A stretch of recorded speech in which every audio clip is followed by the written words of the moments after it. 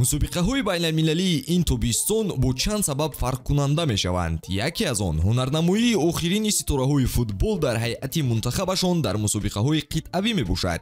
мо оиди легендаҳое ҳарф мезанем, ки дар охирин КОПА АМЕРИКА ва ё ЕВРОи худ иштирок мекунанд. Аз Тони Кросс шурӯъ мекунем. Легендаи Реал Мадрид эълон дошт, ки баъд аз ЕВРО-2024 тарки футбол мекунад. Ба ҳамин хотир шубҳае нест, ки ин охирин мусобиқа барои беҳтарини ҳимоятгари олмонӣ мешавад. Аслан Кросс соли 2021 ба корномаи футболиаш дар тими мунтахабаш хотима дода буд, аммо ҳоло барои рақси охиринаш омадааст. Пас аз Евро бошад, ӯ аниқ бо чамани футболӣ хайру хуш мекунад. Оиди Кросс ки гуфтем, ӯ дар бозии кушодашавии Евро рӯзи 14 июн иштирок мекунад. Олмон дар он бозӣ муқобили Шотландия бозӣ хоҳад кард. Ба ақидаи шумо кадом даста комёб мешуда бошад? Тамошои бозиҳоро бо хизматрасониҳои ширкати 1x боз ҳам ҷолибу диданӣ гардонед. Дар 1x регистратсия осон ва пардохт аз тамоми гӯшавканори дунё, вале муҳимтар аз ҳама барои шаҳрвандони Тоҷикистон бонус то 8000 сомони бо промокоди TAJFUT пешниҳод мешавад. Силкаи бозӣ дар комментария. Ба ҳама муваффақият.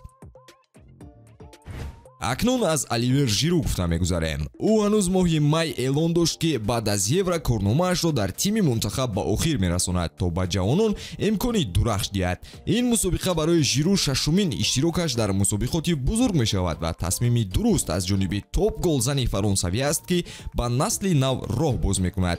Пепе низ ин тобистон охирин Евроашро мегузаронад. То мусобиқоти оянда ӯ 45 сола мешавад ва фикр намекунем, ки Пепе то он дам бозиро идома диҳад. Пепе дар бозиҳои ҷоми ҷаҳонии соли 2022 солхӯрдатарин голзан шуду дар ҳайати Португалия барои иштирок дар Евро шомил шудааст, вале ин охирин мусобиқаи ӯ дар футболи байналмилалӣ мешавад. ҳимоятгари дигаре, ки дар охирин Еврои худ иштирок мекунад, ин Кайл Уолкер мебошад. ӯ феълан 34 сол дорад ва барои мунтахаби Англия хайрухуш бо чунин ҳимоятгар осон нахоҳад буд, вале фаромӯш намесозем, ки Англия Джеймс ва Трент Александр Арнолд дорад, ки ҷои Уолкерро пурра карда метавонанд. ҳамагӣ аз бозии охирини ин ҳимоятгари бо таҷриба лаззат хоҳем бурд. нафари баъди дарвозабон мебошад Мануэл Нойер. ӯ то ҳол интихоби аввали ҳайати мунтахабаш аст, вале фикр намекунем, ки дар Еврои оянда низ ӯро ба ҳисоб гиранд. то мусобиқоти баъдӣ Нойер 42 сола мешавад ва бо эҳтимоли калон ӯ аз футболи байналмилалӣ канор меравад ва ӯро Тершеген иваз хоҳад кард. дарвозабони дигаре, ки ин тобистон бори охир шарафи кишварашро ҳимоя мекунад, ин Клаудио Браво мебошад. капитани мунтахаби Чили феълан 41 сол дорад. тахмин меравад, ки баъди КОПА АМЕРИКА Клаудио корномаи худро ба охир мерасонад. ӯ то КОПА АМЕРИКАи баъдӣ 45 сола мешавад. шумо мебудед то он дам бозӣ карда метавонистед? Анхел Ди Мария футболбози 36 сола қаблан низ тасдиқ намуда буд, ки КОПА АМЕРИКА дар соли 2024 охирин мусобиқаи ӯ дар сафи Аргентина мешавад. баъд аз он ӯ тарки мунтахаби Аргентина хоҳад кард. ӯро дар Аргентина ҳамчун легендаи ҳақиқӣ медонанд, чун дар ғалаба дар КОПА АМЕРИКаи қаблӣ ҳам нақши калон дошту дар ҷоми ҷаҳон ҳам голи муҳимеро ба самар расонида буд. бешубҳа ӯ яке аз ин ҳолатҳоро дар мусобиқаи охиринаш такрор кардан мехоҳад.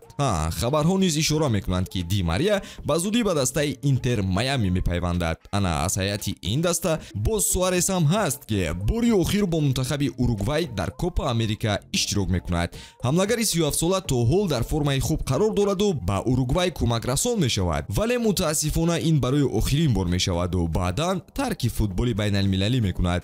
бо боварӣ гуфта метавонем, ки Суарес монанди Кавани ба зудӣ расман аз ин чиз хабар медиҳад ва то КОПА АМЕРИКА дар соли 2028 мунтазир намемонад. мо нобиғаҳоро дар охир гузоштем, чун бе ин ҷуфт навор маъное нахоҳад дошт. аз соли 2018 аст, ки ҳамагон фикр мекунанд мо шоҳиди охирин мусобиқаи Роналду ва Месси мешавем.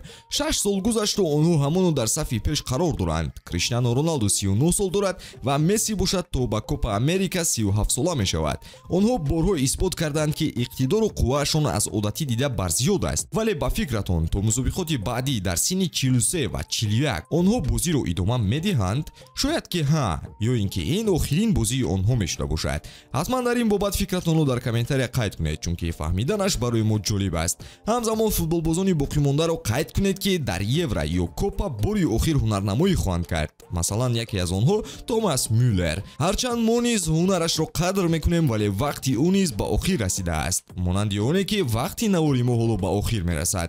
ба ҳамин тамом дӯстон, наворҳоро бо лайк ва обуна шудани худ дастгирӣ намоед. то наворҳои баъдӣ хайр.